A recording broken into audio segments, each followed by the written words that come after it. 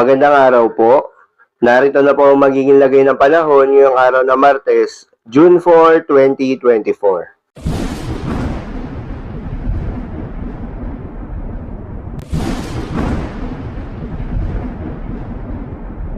Sa kasalukuyan na tayo sa pag-asa, merong namamataan na linya ng kaulapan na nakakaapekto sa may Northern Luzon.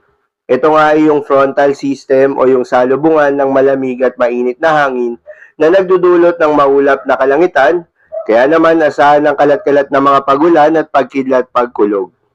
Samantala, yung easterlies o yung mainit na hangin galing sa karagatang Pasipiko ay patuloy namang umiiral at nakakaapekto sa nalalabing bahagi ng ating bansa kasama ng Metro Manila. Dahil dito, asahan pa rin ang mainit at malinsangan na tanghali na may mataas na tsansa ng mga pagulan o pagkidlat pagkulog pagsapit ng hapon hanggang sa gabi. Ngayong linggo ay asahan na magpapaulan sa malaking bahagi ng ating bansa ay yung muling pagbabalik ng southwest monsoon o hanging habagat at posible ring makaapekto itong frontal system dahil sa unti-unting pagbaba ng axis nito na posibleng magpaulan sa may Northern Luzon at eastern section ng Southern Luzon.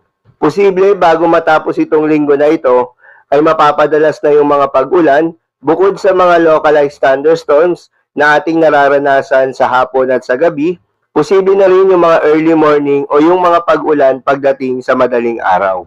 Magandang balita naman dahil ayon sa pag-asa, wala tayong binabantayan na low pressure area o bagyo sa loob at labas ng ating Philippine Area of Responsibility na maaaring makaapekto sa ating bansa. Ngunit ayon sa pag-asa, asahan ngayong buwan ng Hunyo ang isa o dalawang bagyo ang maaaring pumasok o mabuo sa loob ng Philippine Area of Responsibility. At dahil sa epekto nga nitong frontal system, asahan ngayong araw na Martes sa Batanes, Cagayan, Isabela, Apayao, Abra at Ilocos Norte ang maulap na kalangitan na may kalat-kalat na mga pagulan at pagkidlat pagkulog.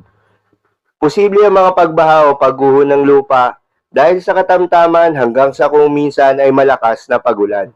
Habang sa Metro Manila at nalalabing bahagi ng ating bansa, ay asahan pa rin ang mainit at maalinsangan na tanghali. Ngunit pagsapit nga ng hapon at gabi, posible o mataas ang tsansa ng mga pag-ulan o pagkidlat pagkulog, dulot naman yan ng mga localized thunderstorms.